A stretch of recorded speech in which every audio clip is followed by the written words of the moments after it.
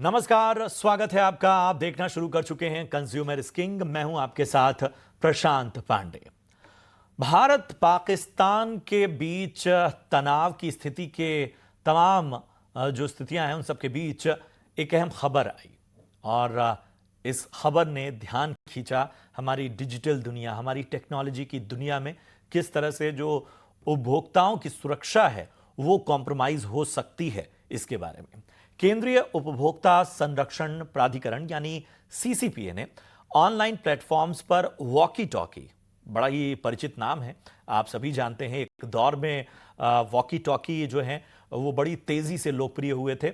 बाद में सहूलियत के लिए और इवेंट्स और बाकी चीज़ों के लिए इनका इस्तेमाल हुआ जाने लगा। आज भी इनका इस्तेमाल धड़ल्ले से होता है और चिंताएं जो हैं वो ऑनलाइन प्लेटफॉर्म्स पर वॉकी टॉकी की धड़ल्ले से हो रही बिक्री को लेकर हैं और इनकी टाइमिंग भी। जी हाँ, ऑनलाइन प्लेटफॉर्म्स पर वॉकी टॉकी बिकते रहे हैं, लेकिन सीसीपीए ने ऑनलाइन सेलर्स के खिलाफ एक तरह से सख्त एक्शन लिया है जो बिना सही मंजूरी के वॉकी टॉकी बेच रहे हैं। यह कदम उस वक्त उठाया गया, जो मैं टाइमिंग की बात कर रहा हूं, कि जब दोनों देशों के बीच तनाव बढ़ रहा है। एक एक चीजें बहुत माइन्यूटली ऑब्जर्व की जा रही हैं, कहीं पे भी सुरक्षा कॉम्प्रोमाइज ना हो इस बात का ध्यान रखा जा रहा है। सीसीपीए का कहना है कि बिना अनुमति के वॉकी टॉकी बेचना न सिर्फ सुरक्षा के लिहाज से खतरनाक हो सकता है, बल्कि यह भारतीय कानूनों का उल्लंघन है। और जाहिर है इस कार्रवाई से यह साफ हो गया है कि भारत सरकार और सीसीपीए अब ऑनलाइन प्लेटफॉर्म से वॉकी टॉकी ही नहीं बल्कि ऐसी और भी संवेदनशील जो भी डिवाइसेस हैं उनकी बिक्री पर सख्त निगरानी रखेंगे। उपभोक्ताओं को अब और अधिक सतर्क रहना होगा। ऐसे में हम कुछ जरूरी सवाल इस शो में उठा रहे हैं। पहला, क्या है वॉकी टॉकी की बिक्री और इस्तेमाल के नियम? दूसरा, वॉकी टॉकी की ऑनलाइन बिक्री, आखिर इसकी जो टाइमिंग जिसकी हम बात करें ये कितनी संवेदनशील है? ई कॉमर्स कंपनियों पर सीसीपीए क्या सख्ती कर सकता है?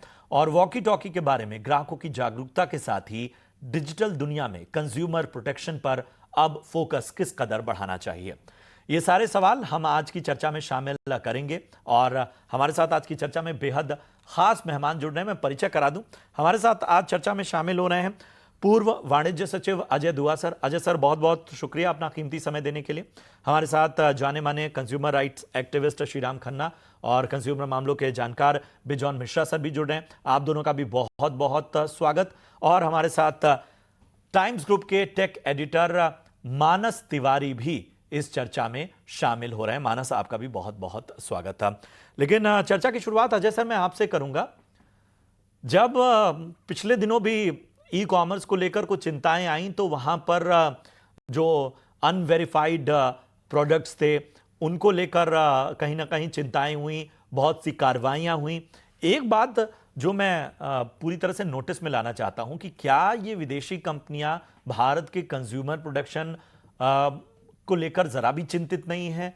क्या बाजार इतना पूरी तरह से ब्रूटल हो चुका है कि वो इस तरह की स्थितियों को, इस तरह की टाइमिंग में भी नियमों को दरकिनार करता है? धन्यवाद दीपक जी, आपने मुझे बुलाया। मैं ये कहना चाहूँगा कि फॉरेन प्लेटफॉर्म्स और डोमेस्टिक, हमें दोनों ने ही उल्लंघन किया है जो कानून इस विषय पे है। कानून क्या कहता है? इंडियन टेलीग्राफ एक्ट 150 साल हो गया बने हुए, ऑलमोस्ट 140 साल। उसके बाद 100 साल से ज्यादा हो गया है हमारा वायरलेस एक्ट भी बने। इन दोनों में स्पष्ट रूप से लिखा है कि आपको सरकारी संस्था, जो भी सरकार ने नॉमिनेट की हो बॉडी, इन कानूनों के नीचे उनकी परमिशन की जरूरत है। अगर आप वायरलेस वॉकी टॉकी कोई खरीदना चाहते हैं, इस्तेमाल करना चाहते हैं, तो आपको वो सारी डिटेल अपने लाइसेंस जो आपने इनसे लेना है उसके उसके उसके हिसाब से डिटेल्स देना जरूरी है। और ये बंधन कंज्यूमर पे ही नहीं, ये बंधन है बेचने वाले के ऊपर भी। जो मैन्युफैक्चरर या वेंडर जो अपने आप को लिस्ट कर रहा है इनके ऊपर। तो कारण इसका स्पष्ट है, मैं उसके में दुमत नहीं। हमें अपना देश की रखवाली के लिए हमें अपने कस्टमर्स को प्रोटेक्शन देनी है। हमने देश के लिए प्रोटेक्शन करनी है जो जरूरत है। तो ये जिन कंपनियों ने उल्लंघन, जब तीनों अलग देखिए, जो बेचने वाले हैं, बेचने वाले फॉरेन कंपनीज भी हैं, अमेजॉन जैसी, हिंदुस्तान की भी हैं। नोटिसेस सरकार ने इस 3 मई की मीटिंग के बाद, सीसीपीए ने मीटिंग दी, बुलाई थी। उसके बाद 31 वेंडर्स को, या 31 प्लेटफॉर्म चलाने वालों को, उनको नोटिसेस दिए गए हैं। उसमें लिस्ट पब्लिक डोमेन में है। तो मेरा कहना है, हर तो हमें किसी कहना कि फॉरेन कंपनीज ही उल्लंघन कर रही हैं, देसी नहीं, तो वो डिस्टिंक्शन नहीं करनी चाहिए। ठीक है। ठीक है दूसरा सर। मैं चाहूंगा ये कहना ये चाहूंगा कि अंदाजन 1900, जब ये मार्च एंडिंग का सरकार ने कोई डेटा पुट आउट किया है, 1900 वेंडर्स ने रजिस्टर किया हुआ था। हम्म। मतलब छोटे मोटे नहीं, नंबर नहीं। बहुत लोगों को ये लगा कि दूसरा आदमी ने कोई ग्रे विंडो ढूंढ ली है, जिसके नीचे सरकार ने उनके ऊपर कार्रवाई नहीं की या नहीं कर सकती, तो हम क्यों ना करें। 1900 वेंडर्स ये काम अपने अपने को लिस्ट करके बैठे हुए हैं इन प्लेटफॉर्म्स के ऊपर। तो सरकार ने स्पष्ट रूप से कहा है, नोटिस में भी, और ये जो मीटिंग दी थी सीसीपीए की चेयरपर्सन महोदया ने, कि हम कार्रवाई करेंगे।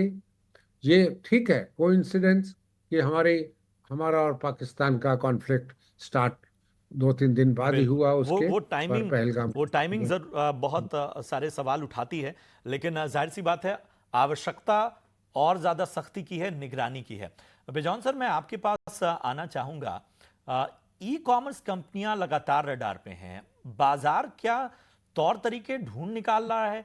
जब नियम इतने समय से बने हैं, इतनी सारे रेगुलेशंस हैं, उसमें भी अगर इस तरह की स्थितियां आ जा रही हैं, तो इसका मतलब है कि बाजार को लूप होल्स पता है और यहां पर नियामक संस्थाएं भी कहीं ना कहीं उनकी जिम्मेदारी तय होनी चाहिए। बिल्कुल प्रशांत भाई, हम ये कहना चाहेंगे जितने प्लेटफॉर्म्स हैं, जो भी आज इंडिया में व्यापार कर रहा है, उनको एक चीज बहुत स्पष्ट है उनके अंदर, कि इंडियन कानून उतना सख्त नहीं है, उनके अंदर इतने सख्ती नहीं है, और उन्होंने उल्लंघन करके भी निकल सकते हैं, इसलिए उनको डर नहीं है। इंडियन कानून के साथ उनको डर नहीं है, क्योंकि ये सब कानून जो अभी भी लागू हो रहा है, वो ब्रिटिश राज के कानून है। आप यदि देखेंगे इंडियन टेलीग्राफ एक्ट 1885, अब हम लोग 2025 में हैं और अभी भी हम लोग 1885 लेकर चल रहे हैं। ये कौन सा मामला हुआ?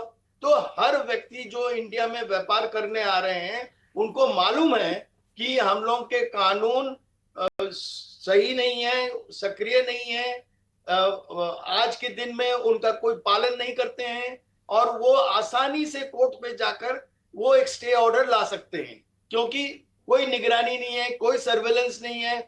अब आप हमको बताइए कि जब वॉकी टॉकी 445 मेगाहर्ट्ज से ज्यादा यदि हो, वो यदि अलाउड नहीं है, तो वो कैसे इंपोर्ट हो रहा है?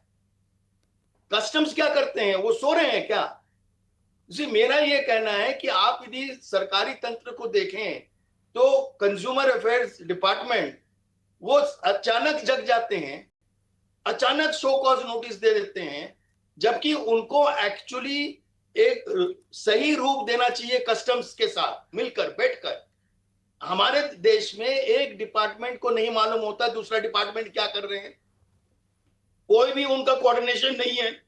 whereas there is a wireless coordination scheme, planning cell, जो मिनिस्ट्री ऑफ कम्युनिकेशन अंडर में है, लेकिन ये होते हुए भी कोई कोऑर्डिनेशन नहीं होता है। किसी को भी नहीं मालूम क्या इंपोर्ट हो रहे हैं। किसी को भी नहीं मालूम क्या बिका जा रहा है। कई बार हमने कोर्ट के ऑर्डर पे बैंड आइटम्स पे बंद किया है कि नहीं होनी चाहिए ये band items available in the market place, और हमको कोर्ट के सामने जाकर पब्लिक इंटरेस्ट लिटिगेशन कर कर ऑर्डर लाना पड़ा उसको बंद करने के लिए। लेकिन क्यों आम आदमी को क्यों वो चीज बिका जा रहा है जो अलाउड नहीं है, जो बैंड है, जिसका लाइसेंस होनी चाहिए। बिल्कुल। अब हम सुनते हैं जैसे तेलंगाना में, आंध्र प्रदेश में हम सुन रहे हैं कि स्टेट गवर्नमेंट रेड्स किए, ऑल दिस फ्लिपकार्ट, अमेजोन, उन पे रेड किए क्योंकि वो गैर कानूनी रूप से सामान रख रहे थे अपने गोडाउन्स में, बिल्कुल। अपने वेयरहाउस में, जो उसी अलाउड का नहीं जिक्र है। किया मैंने, उसी का जिक्र किया कि अनसर्टिफाइड प्रोडक्ट्स ऐसी नामी कंपनियां रख रही थी, उन पे बाकायदा रेट हुई। प्रामाणिकता की भी आवश्यकता नहीं है कि ये कहां से नियमों का उल्लंघन कर रही हैं। बड़ा सवाल ये होता है। श्रीराम सर, मैं आपके पास आना चाहूंगा। जी जी।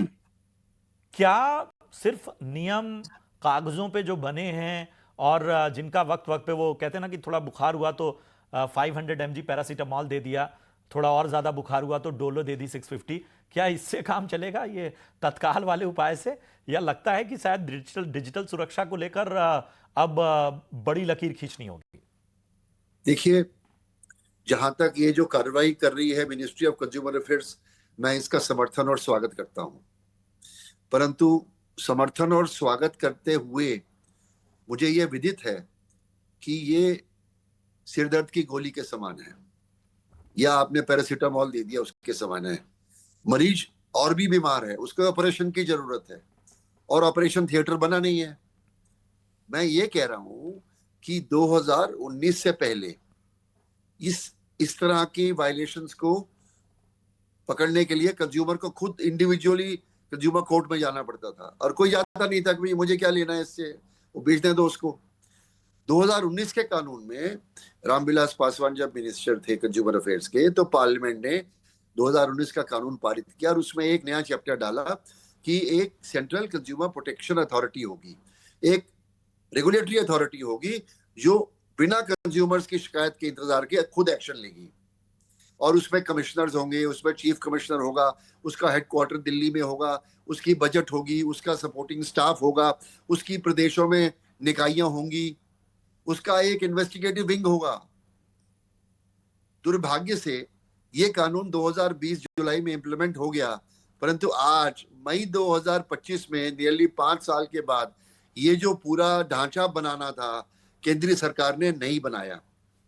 और अगर ये जब तक ढांचा बनेगा नहीं तब तक आप सतही लेवल पर कार्रवाई करके खुश हो जाए, इससे कोई कंज्यूमर्स प्रोटेक्शन होने वाला नहीं है। बिल्कुल। मान लीजिए आपने नोटिस दिया ई कॉमर्स प्लेटफॉर्म्स को, उन्होंने क्या जवाब देना है कि साहब ये तो जो लोग बेच रहे हैं उनको पकड़िए, ये हमारी जिम्मेदारी नहीं है, वो कंप्लाई करें या ना करें, हम तो सिर्फ इंटरमीडिएरी हैं। वो तो ये बोलने वाले हैं। उनको कैसे फोर्स करेंगे थर्ड पार्टी को जब तक उनको पार्टी नहीं बनाएंगे। इन्होंने अभी बताया अजय साहब ने कि 19,000 इसके 1900 वेंडर हैं। तो क्या आपके पास 1900 वेंडर्स का नाम एड्रेस है? क्या उनको नोटिस सर्व कर रहे हो आप? क्या उनको हाजिर होने के लिए बुला रहे हो आप? मेरा ये निवेदन है कि मिनिस्ट्री ऑफ कंज्यूमर अफेयर्स के पास इन 1900 वेंडर्स के ना नाम है ना पते हैं, और इनको ये भी पता नहीं कि इनके दफ्तर और इनके गोडाउन कहाँ कहाँ हैं। आप कृषि भवन में बैठकर पूरे देश का कंज्यूमर प्रोटेक्शन नहीं कर सकते जब तक आपके पास ऐसे लोग ना हो जो बाजारों में अहम घूमें बात और पता करें कौन वेंडर। यही मैं बार बार कह रहा हूं कि क्या रेगुलेटरी संस्थाओं की जवाबदेही नहीं तय होनी चाहिए? आखिर अगर इतने लंबे समय से नियम है तो आखिर इन नियमों का, इनके लूप होल्स का फायदा, यानी कहीं ना कहीं कोई कमी है। मानस, मैं आपके पास आना चाहूंगा। ये जो वॉकी टॉकी है, मुझे याद आता है, अगर ठीक तो 90s के बाद एक तरह का बड़ा क्रेज आया, मतलब टेक्नोलॉजी जब धीरे धीरे इवॉल्व हो रही थी और हमने देखा कि बड़ा प्रचार प्रसार भी हुआ। बाद में इवेंट्स, फिल्मों के सेट हों, बाकी जगह इनका बड़ा प्रचलन है। ये काम कैसे करते हैं, मतलब, और ये कंसर्न सिर्फ ऑनलाइन प्लेटफॉर्म्स पर बिकने को लेकर आपको नजर आ रहा है, या लग रहा है कि टेक्नोलॉजी की दुनिया में ये दुधारी तलवार हो चुकी है? पहले मैं आपके दूसरे सवाल का जवाब दे देता हूँ प्रशांत, कि ये वाकई में जो है टेक्नोलॉजी की दुनिया में आज की डेट में एक बहुत बड़ा कंसर्न है, स्पेशली इंडिया जैसे मार्केट के अंदर। बिकॉज सिर्फ वॉकी टॉकी नहीं, हम यहाँ पे वॉकी टॉकी की बात कर रहे हैं, लेकिन आप आज भारत में किसी भी शहर में किसी भी लोकल मार्केट में चले जाएं, काउंटरफीट प्रोडक्ट्स या अनऑथराइज प्रोडक्ट्स इतने ज्यादा कॉमन है कि आपको फोन से लेके लैपटॉप्स, वेरेबल्स, हर एक चीज के काउंटरफीट प्रोडक्ट्स या ऐसे प्रोडक्ट्स जो प्रॉपर वेरिफिकेशन या सर्टिफिकेशन के थ्रू नहीं निकले हैं, वो सब आपको वहां पर मिल जाएंगे। इनके ऊपर बहुत बार कार्यवाही करी जाती है, लेकिन जैसा प्रोफेसर साहब ने भी बोला कि वो ऐसा है कि आपने बस एक बुखार की या सर्दी की दवाई दे दी है, उसका प्रॉपर इलाज जो है वो नहीं किया जा रहा कि इस तरह की चीजें, इस तरह की प्रैक्टिसेस देश में आखिर हो क्यों रहे हैं और इसकी जवाबदेही कहाँ पर है। जहां तक आपकी बात रही वॉकी टॉकी की कि ये किस तरह से काम करते हैं, बहुत सिंपल सा एक प्रोसेस है कि जब भी हम लोग वॉकी टॉकी यूज करते हैं, जो मैं एक वॉकी टॉकी पर बोलता हूँ, मेरे उन शब्दों को रेडियो फ्रीक्वेंसीज में कन्वर्ट कर दिया जाता है, जो काफी तेज स्पीड से ट्रैवल करती हैं, और वो जब दूसरे रिसीवर के पास जो वॉकी टॉकी है उसके पास जब वो जाती है वो रेडियो वेव्स, तो उनको वापस से कन्वर्ट कर दिया जाता है इनटू साउंड, सो दैट जो मैंने कहा है वो सामने वाला व्यक्ति सुन सके। कुछ उसी तरह से काम करता है जिस तरह से हम जब रेडियो सुनते हैं उस पर जो म्यूजिक हमारे पास आता है, या जो रेडियो जॉकी आरजे जो बोल रहे होते हैं वो हमारे पास आता है, वो भी कुछ इस तरह की टेक्नोलॉजी के ऊपर काम करता है। बिकॉज ये इतनी तेज स्पीड से ट्रैवल करती हैं वेव्स, आपको ये लगता है कि ये कॉन्वर्सेशन जो है ऑलमोस्ट रियल टाइम पर हो रही है। जस्ट दैट आपको सेम फ्रीक्वेंसी पर होना पड़ता है, जो रिसीवर है सेंडर है उन दोनों को।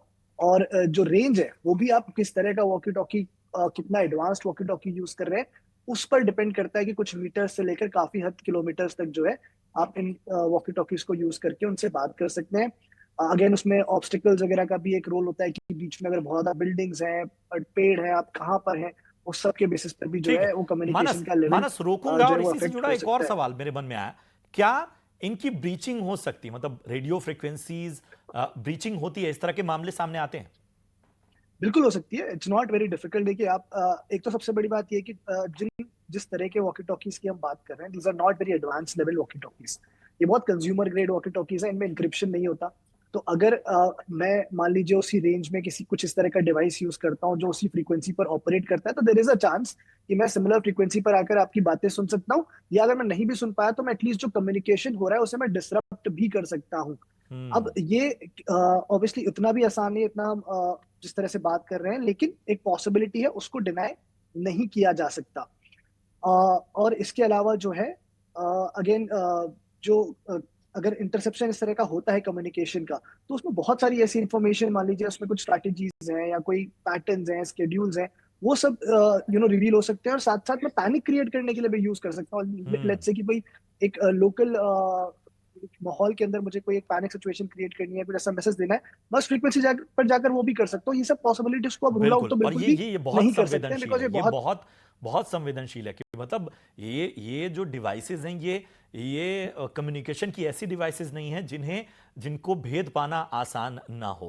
अ, एक चीज मैं समझना चाहूंगा जिसकी बार बार हम चर्चा भी कर रहे हैं, और अजय सर एक चीज बताइए कि आखिर नियामक संस्थाएं जो हैं उन्हें अब किस तरह मजबूत किया जाए। ठीक है, हम ये मानते हैं कि आज वाले डिजिटल तंत्र में हर चीज की निगरानी, हर दिन एक नया चैलेंज आ जाता है, फिर भी क्या अब हमें और ज्यादा अपग्रेड होने की आवश्यकता है? जो ये टेक्नोलॉजी में जो चीजें तनाव आ रहे हैं उन सभी में हमें और 2 कदम आगे जाना है?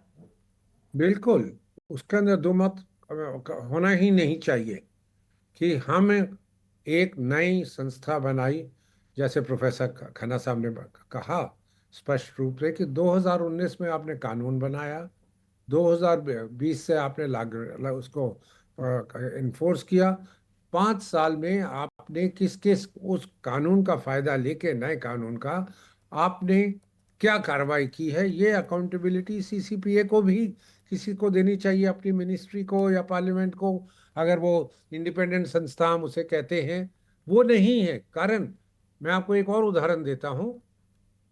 कुछ महीने पहले ही जनवरी में इस साल की जनवरी दिसंबर जनवरी की बात है, मोटर व्हीकल एक्ट को इन्वोक करके कि यहाँ पे ऑटो कंपोनेंट्स भारत में आ रहे हैं जो सब स्टैंडर्ड है, उसके ऊपर उन्होंने कार्रवाई की, कार्रवाई का सोचा मोटर व्हीकल एक्ट के नीचे कि ये अलाउड नहीं है।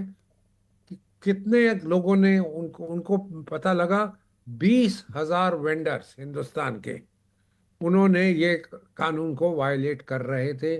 सब स्टैंडर्ड माल हिंदुस्तान में इंपोर्ट करके, आप ओईएम्स में भी लगाते होंगे, ओरिजिनल मैन्युफैक्चरिंग में, और आप लगाते होंगे अपनी रिप्लेसमेंट मार्केट में या स्पेयर मार्केट में। तो मोटर व्हीकल एक्ट को, आप गाड़ियों को अनसेफ कर रहे हैं, आप गाड़ियों की ड्यूरेबिलिटी को अफेक्ट कर रहे हैं। ऐसी चीज हर जो जिसका ज्यादा इंपोर्ट हो रहा हो, जैसे पहले जिक्र किया गया, उसको देखिए। जिसका ज्यादा परिणाम, जिसका ज्यादा व्यापक रूप से इस्तेमाल हो रहा है गाड़ियों का, वो देखने की जरूरत। मुझे एक शक, मुझे अब डर लग रहा है शक से भी ज्यादा। हम्म। हमने ड्रोन्स का इंपोर्ट अलाउ किया हुआ है हिंदुस्तान में। लोग अपने बैगेज में, मैंने देखा है एयरक्राफ्ट में लोग आ रहे, जी कहाँ से आ रहे हो, कनाडा से आ रहे हैं, हाथ में दो दो पकड़े हुए ड्रोन्स, बिल्कुल ओपनली, और कस्टम्स उनको अलाउ कर रहा। अब इस युद्ध ने, या हमास और इसराइल के बीच में जो युद्ध चल रहा, ये कितने स्पष्ट रूप से दिखा दिया बिल्कुल। गया है कि बहुत बहुत आप अहम बात ड्रोन्स आपने कही। का और ये एक हाल। एक एक तरह का मतलब, एक जमाने में जो हमारे पास डिजिटल कैमरे या डीएसएलआर होते थे, वैसे वैसे अब घर घर में ड्रोन वो ट्रेवल करने जा रहे हैं, वो शादियों में जा रहे हैं, वहां पर इस्तेमाल हो रहा है। और बड़ा बड़ा ये बड़ा गंभीर सवाल उठाया आपने। बिजॉन सर, मैं आपके पास आना चाहूंगा, समय कम है, मैं क्विक रिएक्शन सभी से, अपने पैनलिस्ट से लूंगा। ये जो स्थितियां हैं, ये जो तमाम बातें हैं, इसमें मानस ने एक बात कही कि बड़े बड़े शहरों, दिल्ली, मुंबई, बहुत सारे शहरों में ऐसे ऐसे मार्केट हैं जहां पर धड़ल्ले से, मतलब यहां तो ठीक है, हम कह रहे हैं कि 1900 सेलर्स हैं, बहुत सारी जानकारियां हैं, यहां तो लीड है, वहां तो खुलेआम सब बिक रहा है। मतलब ऐसी सी, मतलब सीसीटीवी कैमरे हों या फिर हिडन कैमरे हो, पेन कैमरे, ऐसे बहुत सारे। और आजकल तो यूट्यूब पे लोग बताते हैं कि कहाँ मिल रहा है ये। जी। तो ये क्या क्या बता रहा है, रूट कॉज क्या है कि हम लोगों का एनफोर्समेंट मैकेनिज्म बहुत ही जर्जर में है, पुअर है, और कोई उत्तरदायित्व नहीं है, कोई अकाउंटेबिलिटी नहीं है। कोई भी व्यक्ति जो को नियुक्त किया गया है सर्वेलेंस करने के लिए, एनफोर्समेंट करने के लिए, उनका क्या वो करते हैं दिन भर। टैक्स पेयर का पैसा उनको दिया जा रहा है, उनको अच्छा तनख्वाह दिया जा रहा है, उनको अच्छे एम्यूनिटीज दिया जा रहा है, लेकिन उनका जिम्मेदारी जो है वो क्या है, वो समझ में नहीं आ रहा है। और जैसे हम ये कहना चाह रहे हैं कि यदि हम रेगुलेटरी बॉडी बनाए हैं किसी तंत्र को देखने के लिए, उस रेगुलेटरी बॉडी का चेयरमैन को भी तो उत्तरदायित्व होना पड़ेगा ना। बिल्कुल। आपने जैसे कहा, ये बीच बीच की कार्रवाई, ये बीच बीच की कार्रवाई, समस्याएं तो बता दे रहे हैं कि ये समस्याएं हैं, समाधान इनका नहीं है। मगर और हम लोग तो रूट कॉज पे जा रहे हैं। बिल्कुल हम लोग को बिल्कुल रूट कॉज पे जाना चाहिए। बिल्कुल। मेरे पास समय कम है, श्रीराम सर, मैं आपके पास आना चाहता हूं। हमें बताइए रिकमेंडेशन आपकी, मतलब देखिए, क्या एक ही इलाज रिकमेंडेशन करना है, और वो दूरगामी है, कि जो कंज्यूमर अफेयर्स के मिनिस्टर हैं यूनियन गवर्नमेंट के, जिनके नीचे ये सब्जेक्ट आता है, उनको हमने एक मेमोरेंडम दिया है कि आप सेंट्रल कंज्यूमर प्रोटेक्शन अथॉरिटी जिस तरह से कानून में लिखी हुई है उस तरह से बनाइए। उन्होंने हमें बताया जब हम उनको पिछले महीने मिले कि भी हमने प्रधानमंत्री ऑफिस से परमिशन मांगा है। उसमें आगे वो क्या करने वाले हैं ये तो मिनिस्टर बताएंगे ना। तो आप पूछिए केंद्रीय मंत्री से कि भी आप सेंट्रल कंज्यूमर प्रोटेक्शन अथॉरिटी के अंदर जो जो प्रावधान, जो जो स्टाफ, जो जो सपोर्ट स्टाफ, जो जो इन्वेस्टिगेटिव मशीनरी, जो जो कमिश्नर्स अपॉइंट होने हैं, वो कब तक कर लेंगे। बिल्कुल। 5 साल तो निकल गए हैं और कुछ नहीं ज्यादा हुआ, और अभी आप एडहॉक तरीके से इसको चला रहे हैं।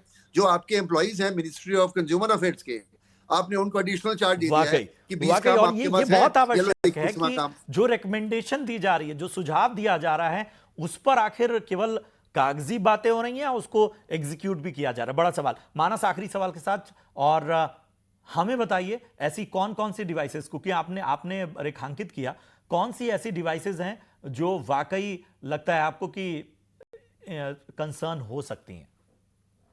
आज की डेट में प्रशांत सब कुछ एक कंसर्न है। आपको नकली फोन्स मिलते हैं, आप किसी, मैंने जैसे पहले ही बोला, किसी मार्केट में आप चले जाए, आपने बहुत अच्छा हाईलाइट करा स्पाई कैमरास। आप मतलब दिल्ली में, मुंबई में बड़ी बड़ी ऐसी मार्केट्स है जहां पर आप चले जाए, जहाँ पे आपको पेन में, घड़ी में, हर एक चीज में आपको कैमरास मिल जाएंगे और कोई पूछता भी नहीं है आपसे कि आपको किस लिए लेना है, कोई आपसे सर्टिफिकेशन, कोई डॉक्यूमेंट नहीं लिया जा रहा, आप बस जाए और उससे बहुत सस्ते सस्ते मिल रहे हैं, कोई भी खरीद के उन्हें वहां से ले सकता है, जो कि which is a very high risk thing.